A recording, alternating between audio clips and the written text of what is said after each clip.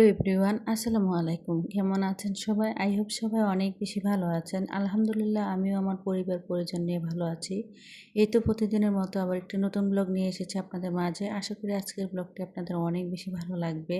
তো আজকের ব্লগটি আমি সকালের নাস্তা থেকে শুরু করেছি। যদিও আজকে এক জায়গায় যাব, খুব তাড়াহুড়ো করছিলাম, কারণ আজকে কিন্তু আমি সকালের নাস্তার পরপরই কিন্তু দুপুরে রান্নাবান্না করে নিতে হবে।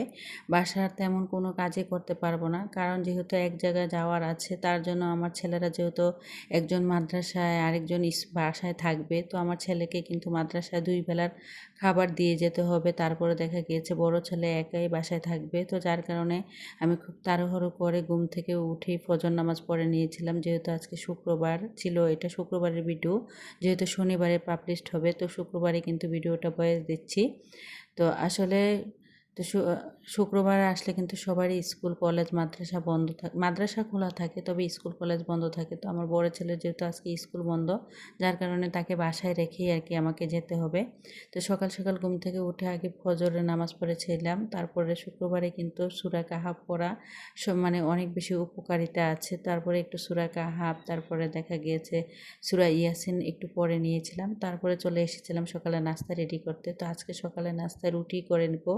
আর দেখা গিয়েছে যে আগের দিনের কিছুটা তরকারি আছে, আর সেমাই করেছিলাম আগের দিন বিকেলবেলা। তো যদিও ভিডিও করা হয়নি সেমাইয়ের জন্য, তো যার কারণে আর কি। তো এখন এই সেমাই দিয়ে আর দেখা গিয়েছে তরকারি দিয়ে আর তরমুজ এনেছিলাম আর কি বাসায়। তো তরমুজটা কিন্তু আগের দিন বিকেলবেলায় এনেছিলাম, তো যার কারণে আর কি এখন নাস্তার সাথে খেয়ে নেব।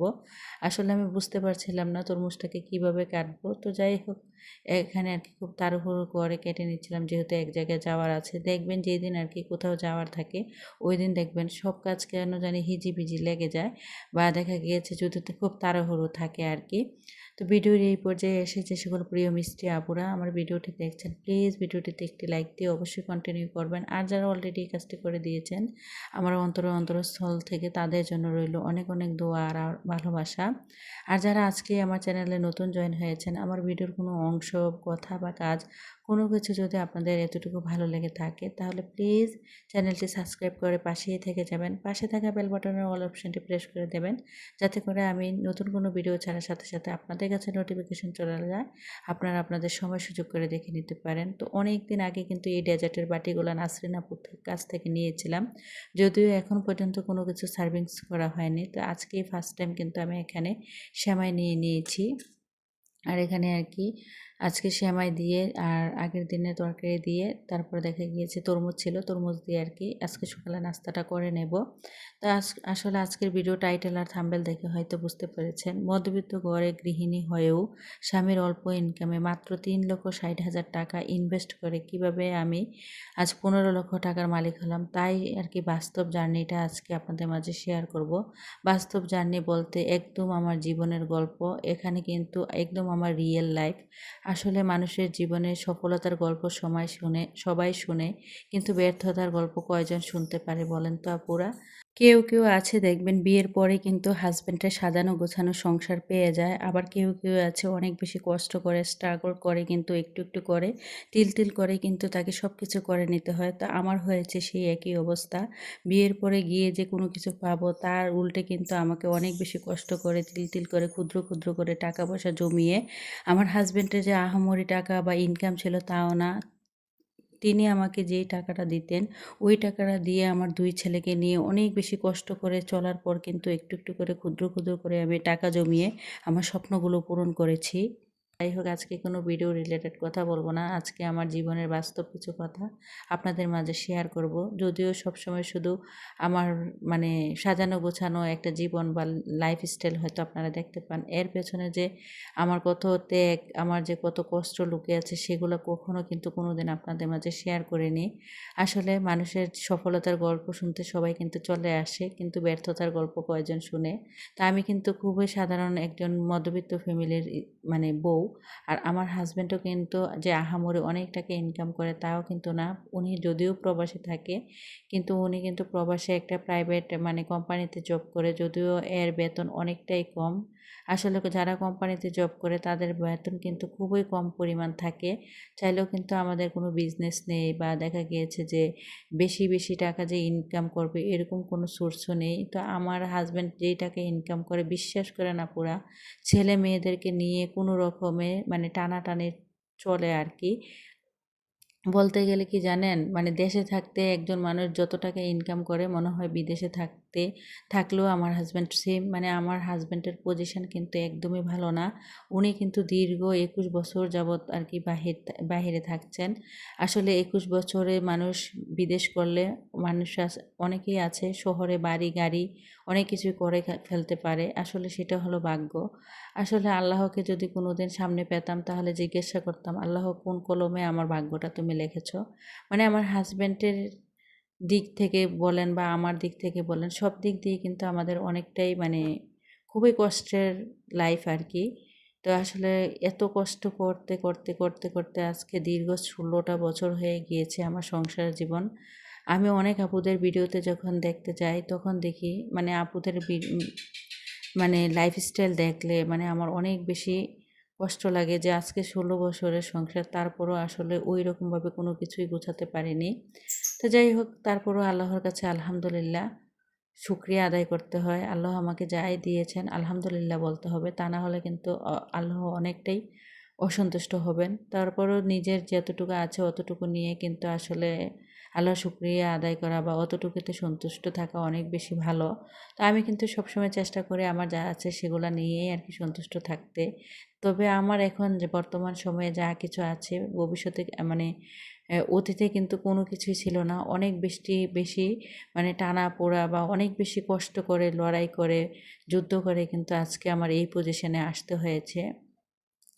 তো কিভাবে বলছি যে মাত্র ৩,৬০,০০০ টাকা দিয়ে ইনভেস্ট করে আমি আজকে ১৫,০০,০০০ টাকার মালিক হলাম। সেই একদম বাস্তব আমার জীবনের গল্পটা আপনাদের মাঝে তুলে ধরি। আজ থেকে প্রায় ১৬ বছর আগে আমার বাবা যখন আমাকে বিয়ে দিয়েছিল, তো আমার শ্বশুর কিন্তু খুবই ছোটোবেলায় আরকি মারা গিয়েছে। আমার হাসব্যান্ডরা ৫ ভাই। তো উনারা কিন্তু ছোটোবেলায় বাবা হারিয়েছেন। তো ওই পরিমাণে ওই তুলনায় উনার নাকি একটা অনেক বড় অসুখ ছিল যার কারণে উনাদের জমি জামা সব কিছু বিক্রি করে উনাকে চিকিৎসা করতে হয়েছিল। তো ওই হিসেবে কিন্তু আমাদের হাসব্যান্ডের ৫ ভাইয়ের যে বাড়িতে একটা ৫টা ঘর করবে ওইরকমও কিন্তু একটা মানে জায়গা ছিল না। তো মানে খুবই অল্প একটু জায়গার মধ্যে আরকি ৫ ভাই মিলে বসবাস করত। বিয়ের পরে দেখেছি আরকি যে ৫টা ঘরও উঠবে না এরকম একটা অবস্থা। মানে ধরেন বাড়িতে জানি না কোন আপুরা বুঝতে পারবেন। আমাদের মানে আমার হাসব্যান্ডের মাত্র মানে বাবার দিনের সম্পদ ছিল ৫ শতক জায়গা আরকি বাড়ির জায়গা। তো ৫ শতক জায়গায় কিন্তু ৫ ভাই কোনোভাবেই থাকতে পারবে না। তো যদিও আমার হাসব্যান্ডরা মানে অনেক কষ্ট করে বড় হয়েছিলেন। তারপরে কিন্তু দেখা গিয়েছে ১ম এ কিন্তু আমার ভাসুর বাহিরে যান কুয়েতে। তারপরে একটু করে কিন্তু আমার হাসব্যান্ডের যেহেতু মেজো, তো আমার হাসব্যান্ডকে নিয়ে যান। তারপরে কিন্তু ৩ নাম্বার জনকেও নিয়ে যান। তো এরকম করতে কিন্তু উনারা ৫ ভাই। তো এখন বর্তমান সময়ে এসে কিন্তু উনারা ৩ ভাই কুয়েতে থাকে আর ২ ভাই কিন্তু সিঙ্গাপুরে থাকে। তো এখন কিন্তু আলহামদুলিল্লাহ মানে আমাদের সবারই পজিশন অনেক ভালো। একটা সময় অনেক বেশি কষ্ট করেছি, অনেক বেশি দুঃখ পেয়েছি। সেগুলার আসলে এখন মনে হলে চোখ দিয়ে অনেক পানি আসে। বিয়ের পরে মানে যখন আলাদা সংসার পেয়েছি, একটা ঘর মানে থাকার মতো একটা ঘরও ছিল না। একদম মানুষ যে রান্না করে, রান্নার ঘর মনে হয় অনেকটা বড় থাকে। আমার আ মা আমি আমি আমি যেই ঘরে থাকতাম আরকি, অনেকটাই ছোট একটা ঘরের মধ্যে দীর্ঘ ১৩টা বছর আমি এই একটা ঘরের মধ্যে আমার ছেলেদেরকে নিয়ে সময় কাটিয়েছিলাম। যদিও ওই সময় আমার মেয়েটা ছিল না। তো আলহামদুলিল্লাহ গ্রামের বাড়িতে আমি একটু জায়গা কিনেছি। তো এই জায়গাটা এই যে দেখতে পাচ্ছেন এই হচ্ছে আমার সেই জায়গা। তো আমি কিন্তু নিজে ঘর করার জন্য এখানে একটা জায়গা কিনেছিলাম নিজের শান্তির নীড় খোঁজার জন্য। তা আসলে অনেক বেশি কষ্ট করেছি। দীর্ঘ ১৬ বছরে যে জীবনে কত কষ্ট করেছি। মানে এখন যদি ওই দিনগুলোর কথা মনে আসে আপুরা, মানে এখনও আমার চোখ দিয়ে পানি আসে। যখন আমি ভিডিওতে ভয়েস দিতে গিয়েছিলাম মানে ওই দিনগুলোর কথা অনেক বেশি মনে পড়েছে। বাবার বাড়িতে যদিও আমি অনেক আদরের মেয়ে ছিলাম, আমার বাবার কিন্তু আমি একদম বড় মেয়ে ছিলাম। আর আমার বাবা কিন্তু অনেক আদর করে আমাদেরকে মানুষ করেছিলেন। আর বাবার বাড়িতে অভাব কী জিনিস কোনোদিনও বলতে পারবো না। কিন্তু আমার বাবার অনেক বড় ভুল হয়ে গিয়েছে আর কি আমাকে এই ফ্যামিলিতে বিয়ে দেওয়া। তো যদিও আসলে ভুল হয়ে গিয়েছে বলবো না, আল্লাহ হয়তো এইটাই চেয়েছিলেন, আমার সাথে আমার হাজব্যান্ডের জোড়া মিলিয়ে রেখেছিলেন। যার কারণে আর কি আজকে আমি তার কাছে যেতে হয়েছে। যা হাজব্যান্ডের বাড়িতে যাওয়ার পরে কিন্তু আমাকে অনেক বেশি স্ট্রাগল করতে হয়েছে, যুদ্ধ করতে হয়েছে। আজকে এই যুদ্ধ করার পর কিন্তু আজকে আমি এই পজিশনে আসতে পেরেছি। আর এই যে জায়গাটা দেখছেন, এই জায়গাটাই কিন্তু আমি মাত্র 3,60,000 টাকা দিয়ে কিনেছিলাম। যদিও এটা একটা জমি ছিল আর কি, আপুরা বুঝতে পারছেন হয়তো, একদম সাথে দেখতে পেয়েছিলেন একটা জমি। তো এটাও কিন্তু সাথের জমি ছিল, তো 2টা জমি ছিল এই জায়গায়। তো 2টা জমি থেকে কিন্তু আমি একটা জমি কিনে নিয়েছিলাম। এখানে 7.5 শতক আর কি, শতক বুঝবেন কিনা জানি না, মানে আমাদের এখানে শতক বলে। তো 7.5 শতক জায়গা মাত্র আমি 3,60,000 টাকা দিয়ে আর কি জমি কিনেছিলাম। তারপরে এটাকে ডেজার দিয়ে মাটি দিয়ে ভরাট করে তারপর বাড়ি করার উপযোগী করেছি। তো ভরাট করার পর তারপরে এই যে গাছগুলো দেখছেন, এই গাছগুলোও কিন্তু আমার নিজের হাতে লাগানো। একটা গাছও কিন্তু আমার হাজব্যান্ডের হাতে লাগানো না। আমার হাজব্যান্ড যেহেতু বাইরে থাকে দীর্ঘ বছর ধরে, তা আমি কিন্তু এই বাড়ির তদারকি মাটি কাটা থেকে শুরু করে মানুষকে দিয়ে যা যা করার প্রয়োজন ছিল সব কিছুই কিন্তু আমি নিজে করেছি একা হাতে। তারপরে কিন্তু আমার হাজব্যান্ড মাঝে মধ্যে যখন আসতো দেখতো এই আর কি। এই গাছগুলো কিন্তু আমার নিজের হাতে লাগানো। আলহামদুলিল্লাহ আজ প্রায় 5 থেকে 6 বছর 7 বছর হয়ে গিয়েছে। এই গাছগুলো কিন্তু অনেকটাই বড় হয়ে গিয়েছে। আর এই যে ঘরটা দেখতে পাচ্ছেন, আমি কিন্তু একটা মাথা গোঁজা ঠাইও করেছি আলহামদুলিল্লাহ। আল্লাহ তাআলা আমাকে এরকম একটা মানে তৌফিক দিয়েছে। অনেক বেশি কষ্ট করেছি আপুরা।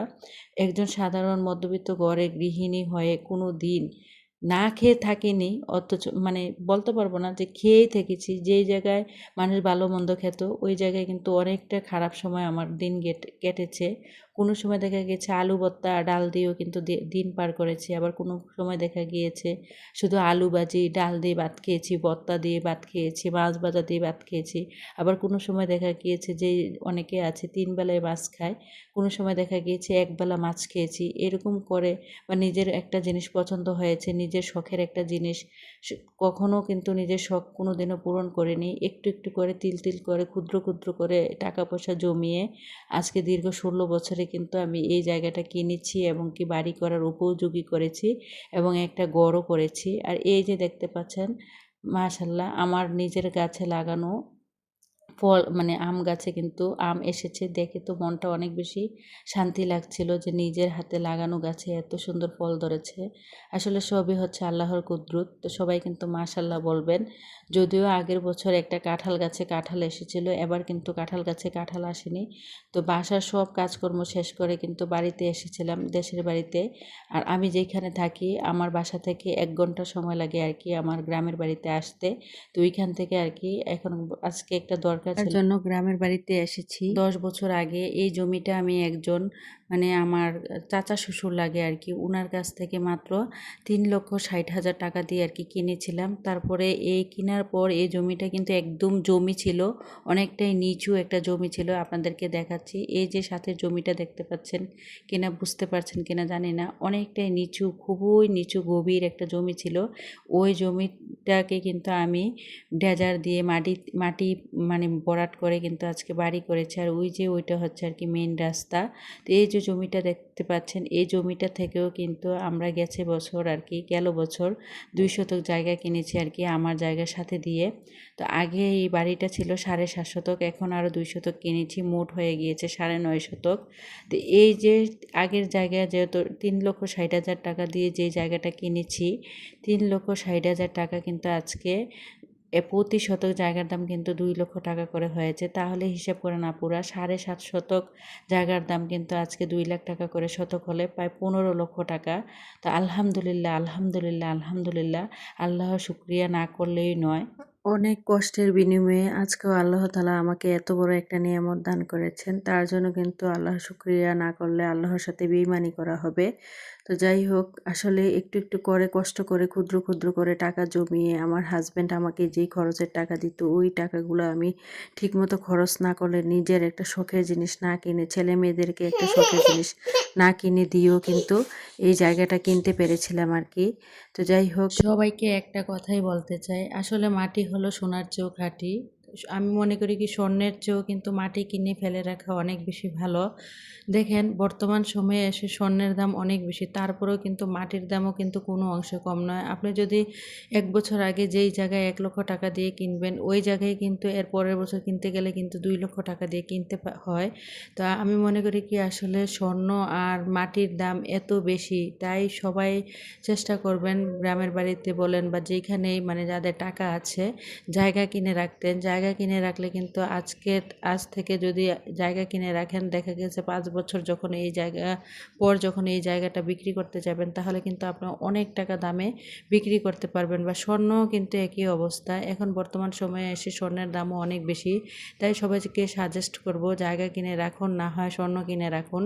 ২ টা জিনিস কিন্তু আমাদের বিপদের দিনে অনেক বেশি বন্ধু। আজকে দেখেন একটা বিপদে পড়ে দেখেন স্বর্ণ কিন্তু বিক্রি করে দেখা গিয়েছে নিজের বিপদটা উদ্ধার করতে পারবেন। আবার দেখা গিয়েছে যদি জায়গাও কিনে রাখেন, দেখা গেছে ওই জায়গাটা দিয়েও কিন্তু নিজের সকল প্রকার সমস্যার সমাধান করতে পারেন। তাই সবাইকে সাজেস্ট করব বেশি, বেশি করে জায়গা কিনে রাখবেন। আমি যেই গত বছর যে জায়গাটা কিনেছি, এই যে জমি থেকে, এই জায়গাটা কিন্তু ৪ লক্ষ টাকা দিয়ে ২ শতক কিনতে হয়েছে। আর কোথায় ৪ লক্ষ টাকা দিয়ে ২ শতক জায়গা, আর কোথায় ৩,৬০,০০০ টাকা দিয়ে ৭.৫ শতক জায়গা কিনতে পেরেছি আজ থেকে ১০-১৫ বছর আগে। তাহলে দেখেন আজকে ওই জায়গার দাম ১৫ লক্ষ টাকা হয়েছে। তো অবশ্যই আপনারা সবাই চেষ্টা করবেন কম হোক বেশ হোক একটু জায়গা কিনে রাখার জন্য। আজকে জায়গা কিনে রাখলে ভবিষ্যতের এই জায়গাটা যে আপনার অনেক বড় বন্ধু হবে, উপকার করবে, এটাই হলো বাস্তবতা। তো যাই হোক, আমার পরবর্তী ভিডিও দেখার আমন্ত্রণ জানিয়ে আজকের মতো ভিডিওটা এখানেই শেষ করলাম। সবাই ভালো থাকবেন। খোদা হাফেজ। আসসালামু আলাইকুম।